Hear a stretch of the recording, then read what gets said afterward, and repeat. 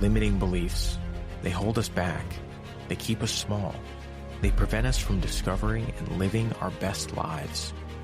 If you've been in and around the self-improvement space for any amount of time, these ideas are nothing new to you. You've heard about the transformational effects that crushing limiting beliefs could have on your life. Easier said than done. But why is that? Why is it so difficult to destroy the thoughts that are getting in our way? What if we've been thinking about them all wrong? What if two powerful insights might change the way that we think about mindset and limiting beliefs forever, and finally liberate us from the invisible hand that is holding us back? We are going to discuss why I believe improving mindset is likely one of the highest ROI investments you can make into your health and performance, along with two powerful insights, which may be the missing link in liberating yourself from limiting beliefs once and for all. Welcome to another episode of Unconditional with Norbie Schickel. I am so excited for today's episode. It's going to be a lot of fun. Today, we are talking about mindset.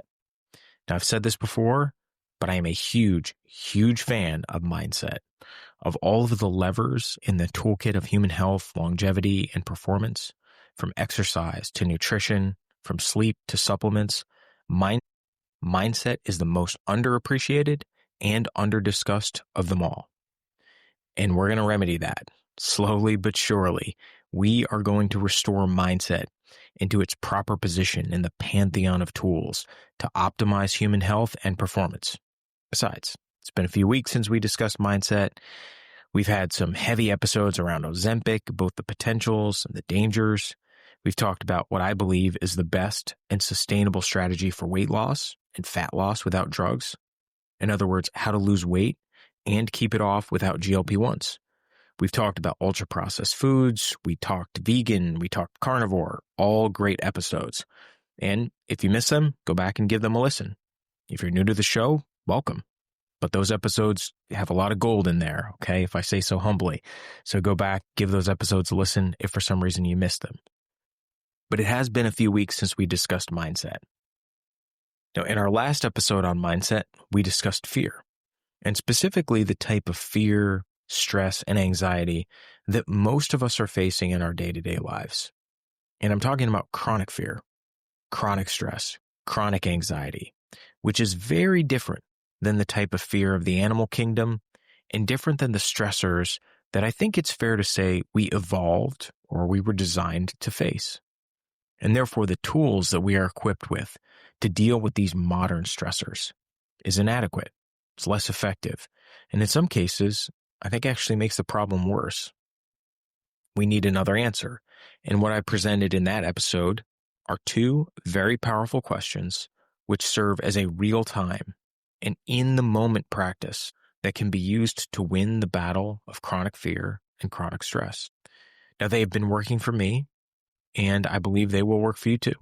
So if you haven't checked out that episode, I encourage you to do so. But we're going to build on those ideas today, but from a slightly different perspective. My humble suggestion is that we think of mindset as yet another tool that we have access to in the pursuit of becoming our best selves, leading long and healthy lives, and growing in whatever it is that we find meaning and purpose in. Chronic fear, chronic stress, chronic anxiety, right? These will make any one of those things more difficult. We can see how mindset can be a double-edged sword. It can be the wind in our sails, or it can serve as the resistance that we have to literally push against. We want the former, right? We want the wind in our sails. We want our mindset to make things easier, not more difficult. So working on our attitude, our default mode of thinking, our limiting beliefs is of huge importance, and that's the subject of our episode today. Our thoughts are with us 100% of the time, and improving our mindset, working on our mindset for the most part, is free. It's available to any of us at any time, and I would argue is maybe the highest ROI investment that you can make from a health, fitness, and lifestyle perspective. Full stop. Now, I could continue to make the case for mindset, but I have a hunch that I'm preaching to the choir here. But if for some reason you're still on the fence, or if you would just like to know more about the potential power of the mind and of mindset, there are a few books that I'll recommend, which have made a huge difference on my thinking of the subject of mindset in general. And they are Psychocybernetics, one of the originals, by Dr. Maxwell Maltz, The Power of Positive Thinking by Norman Vincent Peale, Think and Grow Rich by Napoleon Hill, The Biology of Belief by Dr. Bruce Lipton, and the many books and lectures by Dr. Joe Dispenza. So this idea, it's nothing new, that what the mind believes, the body oftentimes can and will achieve. Now, it's tempting to think that this is just some new age, just some woo-woo idea that sort of gets bandied around in the pseudoscientists on the internet. And there's probably some truth to that. But let's also be very clear about something. This is an incredibly important aspect of, say, something like sports psychology, the science of sports psychology. But it's even more than that. In the context of medicine, this effect is so real, so powerful, that it even has a name, the placebo effect, that the effect of belief are so powerful that a section of the population, say in a given drug trial, will demonstrate positive improvement when given an inert placebo if they believe that an actual medication or intervention has been given. This is a powerful, powerful force. And we don't want to write it off just because it's intangible, just because it's difficult or maybe even impossible to measure, or because it's been associated with woo-woo ideas or people that, we may view as unscientific. We want to tap into it, and we want to use it for our benefit. I've made this case before, but my argument, my assertion here, is that mindset is a muscle, and that we can and should work our mindset muscle in the same way that we work our physical muscles. That is to say, with intentionality, with focus, and with progressive overload, right? It sounds kind of funny to say that, but it's true, right? We want our mindset to be exposed to greater and greater stressors so that we can continue to get better and better at mindset. And just like a physical muscle, there's more than one way to do it. There's more than one way to train it. We don't talk mindset enough. That is my assertion. And as I said, we are going to remedy that today. Today, we are going to talk limiting beliefs. And if you've been in and around the mindset space before, this is nothing new to you. You've heard about limiting beliefs, conscious and subconscious. They hold us back. They keep us small. They nudge us off the path of becoming our best selves. Now, as I've said, this is likely something that you've heard before. But what I want to offer today is something that I believe is a unique perspective to this idea of tackling limiting beliefs. Something that's been working for me, specifically 2 insights on the subject of limiting beliefs, which may help you as they have helped me. Now, I need to be very clear about something. I am very, very much a work in progress myself. I'm not suggesting that I've, quote, figured out mindset, or that I'm some kind of mindset master or a guru of mindset. None of that, okay? But this is something that is near and dear to my heart. It's something that has been serving me well, and because of that, I'm going to share. And my hope is that it serves you well too. And if it does, let me know. I'd love to hear from you, and I do mean that. First, your limiting beliefs. The things that are holding you back from maximizing your true potential. They are very likely the ideas that got you here in the first place. Meaning, the thing that is holding you back now was once the very thing that was serving you, that was empowering you.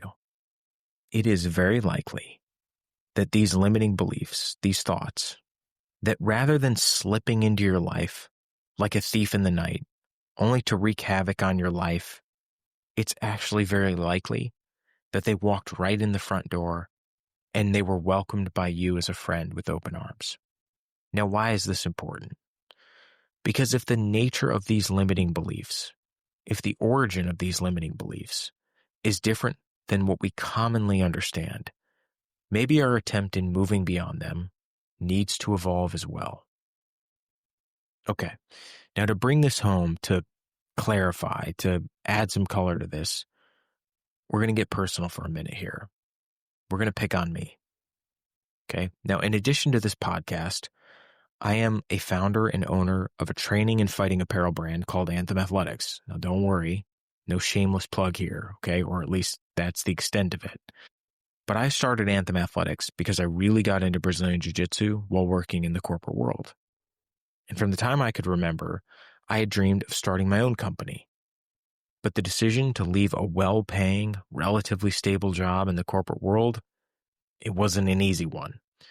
And to be completely honest, there was a moment where it was probably like 50-50, where the prospect of sticking with what was known, safe, just a clear path was, I'll be honest, pretty enticing. And to be clear, I'm not saying that everybody needs to go out, quit their job, start a company. Not that at all, okay? But I've got some things in this story that I think will illustrate the point that I'm making. But I can acknowledge that for me, this was a problem, okay? This was slow death. This was a candle that had once burned brightly and was just slowly getting snuffed out. And I could feel it every day I went into that job. Not a bad job, not bad people, but it wasn't for me. It wasn't me.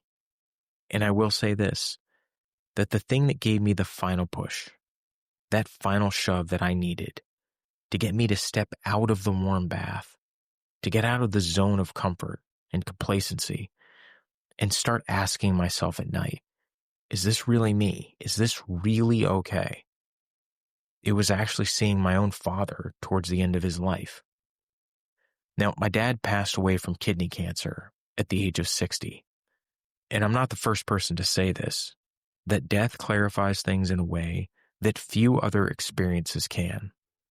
The Stoics have this practice that's referred to as memento mori, which means remember that you must die. And the idea here is that by reflecting on the end of your life, by remembering that the time that you have here is finite, that it's precious, that what you've been given is a gift, and that the point is to just live the best that you can with gratitude, right? Not sweat the small stuff. And importantly, to go for it, right? To try to discover your authentic and best self and to try to pursue it.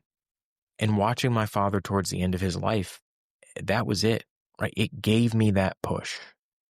It snapped me out of the complacency to say, you've got one life and it's probably going to be shorter than you imagine. I don't mean that to be morbid, but it is true. I think we all probably would want to have a bit more time with the people that we love towards the end of our lives.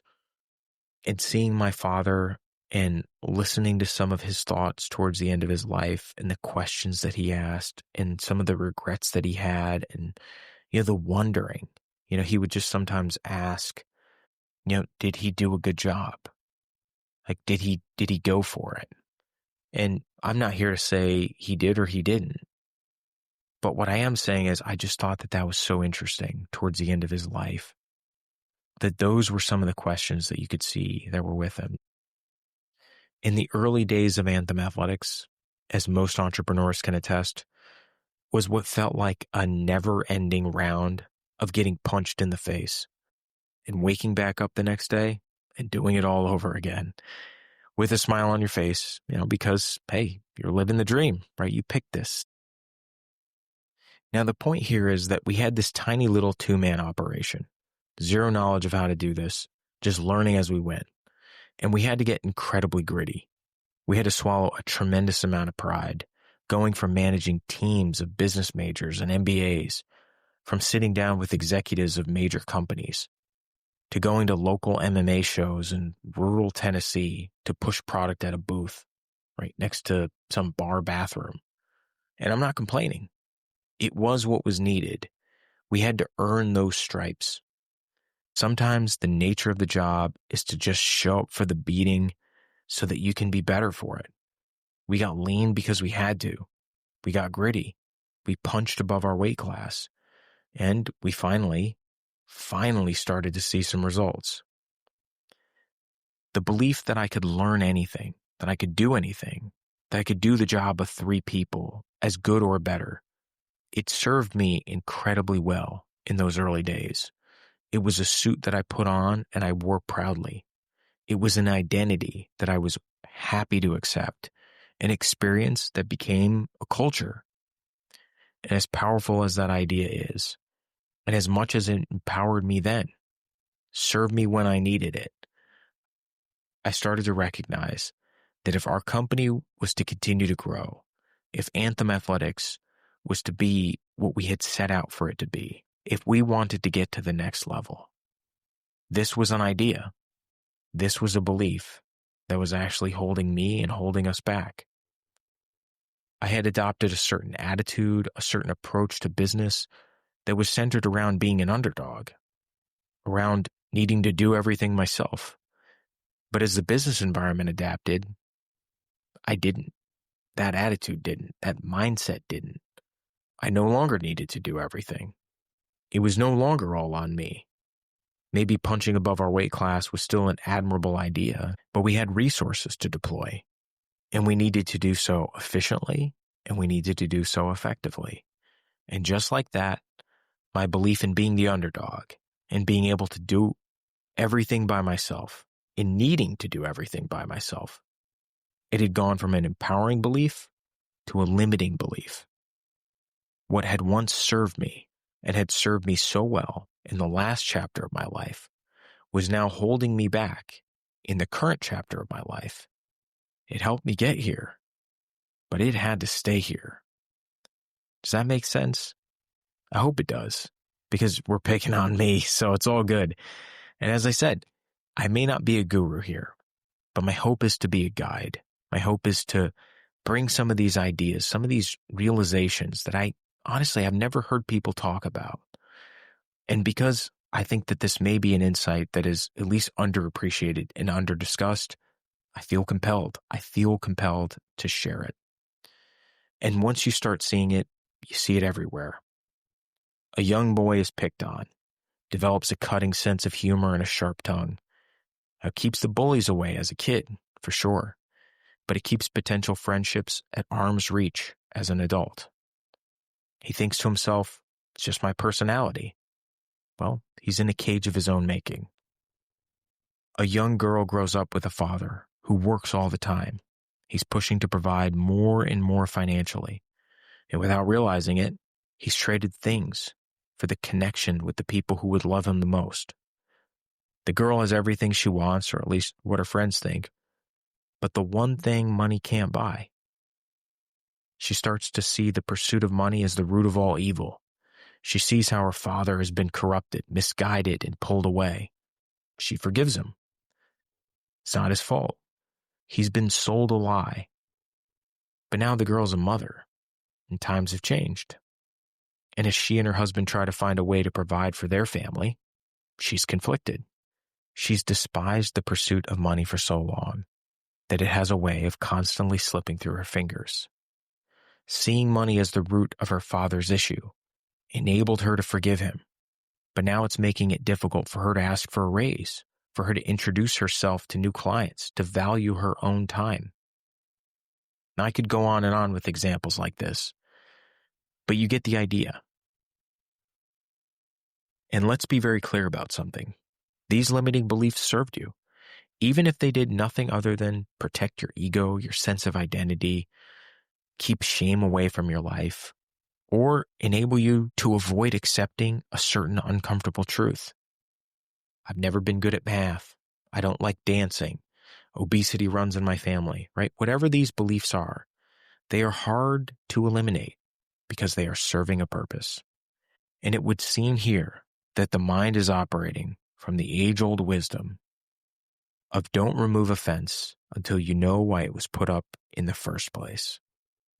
Okay, now I have one more thought, one more insight to share on the nature of limiting beliefs. And that is that oftentimes limiting beliefs have been accepted as part of a, quote, package deal. Now, what do I mean by package deal? And I had a hard time coming up with a way to explain this because I've never heard this concept explained when it comes to mindset, personal development, or becoming your best self. So I'm borrowing a concept here that I've heard from Ayn Rand while listening to some of her lectures way back in college.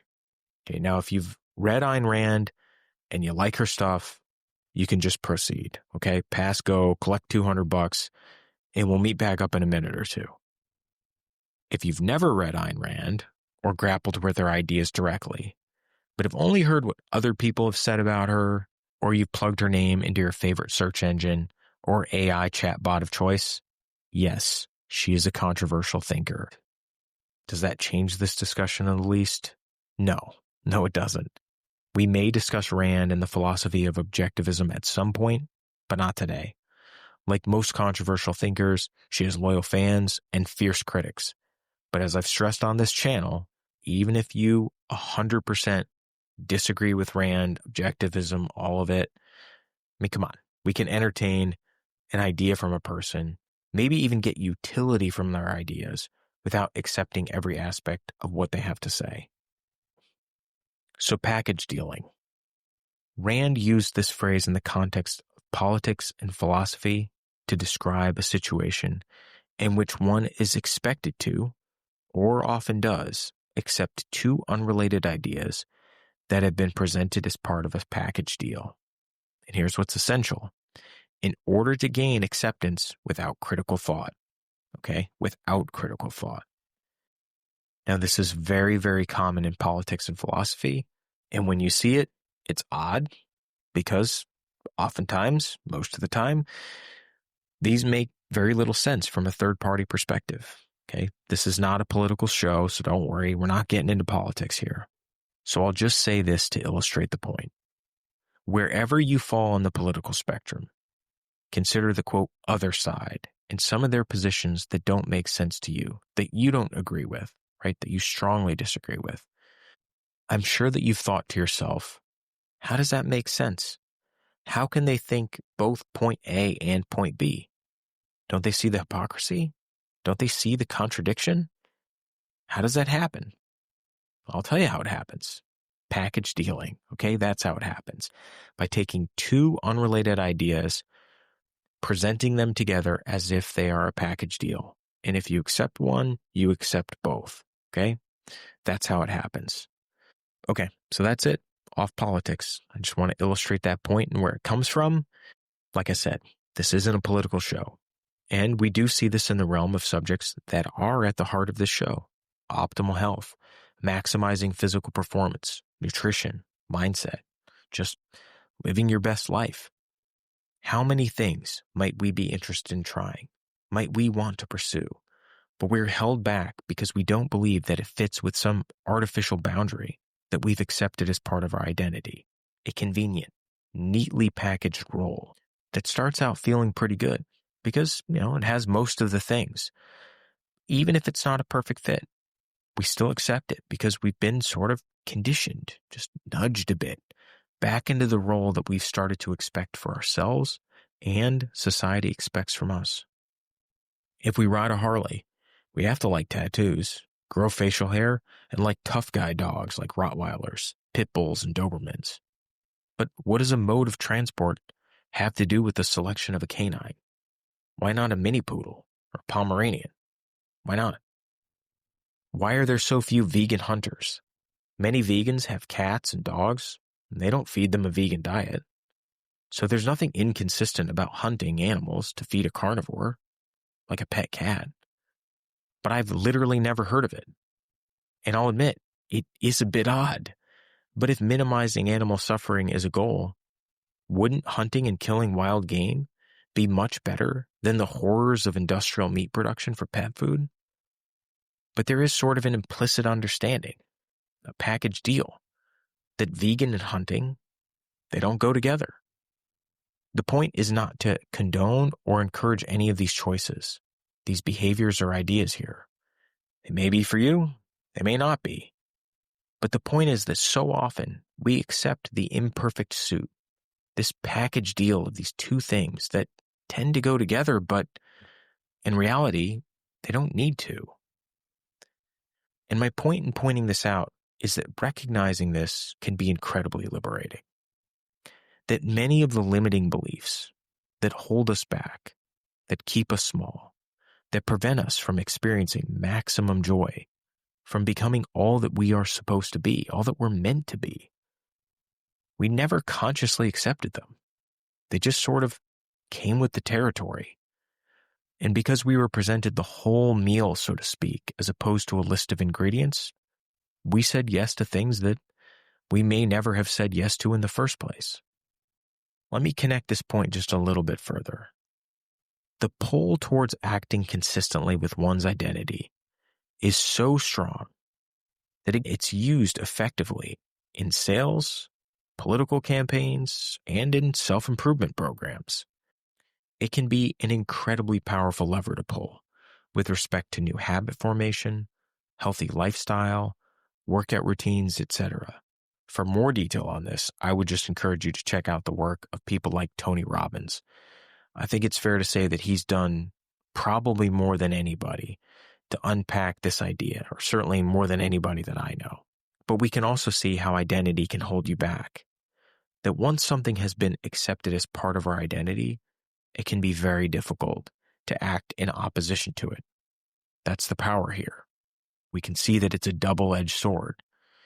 Things that we might do, we might pursue, we might enjoy or desire, if they don't, quote, fit with who we believe we are on some level, they will become limiting beliefs, which is why seeing this as a package deal is so critically important.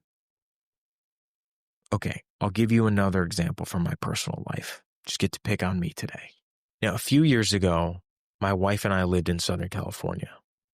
She wanted to ride horses from the time that she was a little girl, but growing up, it wasn't available to her as a kid.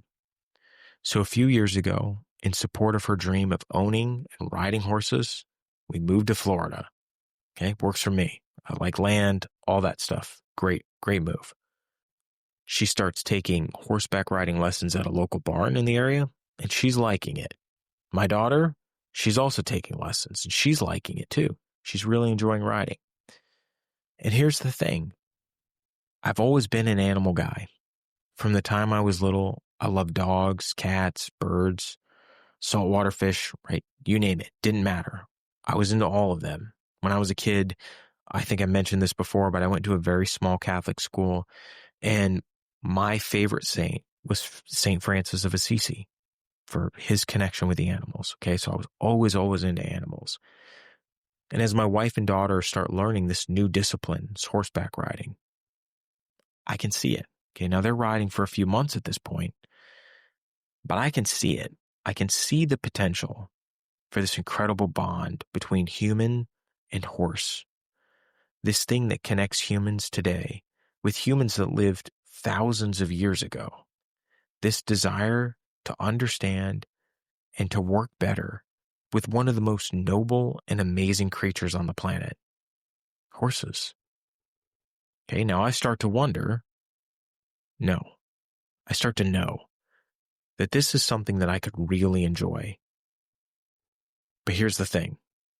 What my wife and daughter are doing, they're riding, it's not cowboy hats and big belt buckles horseback riding. Okay, it's English horseback riding, right? It's breeches and funny hats and suede jackets, okay? And I'll say this, it's women, or at least here in the United States, English riding is primarily women. And I'll be honest, that hangs me up a bit. In reality, is it literally all women? No, it isn't. Some of the most famous and competitive riders in dressage, jumping, and eventing are men. But the point is that I almost accepted it as part of a package deal. I almost accepted horses as not manly, or at least not this style of riding. But I'm glad that I didn't. Horses are amazing. Okay, they are incredible animals. Do they make sense for me? Do they fit with the Norbie Schickel, who is an entrepreneur, who's into health and fitness, who's a father and now a podcaster? I don't know. I don't. But what I do know is that those are the wrong questions to be asking. Those are questions that have hung me up in the past. I'm going to be honest with you about that. Okay, I told you. Not a guru here. But this insight really hit me like a powerful wave. that these questions about fit, does this fit? Does this make sense? Is this really who I am? Does this fit with that?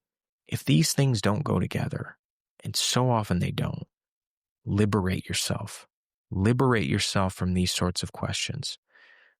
Do better than me, right? It took me 40 years to figure this out, right? Maybe you're in your 20s and you got a huge leg up. The answer to those questions is the trap of the package deal.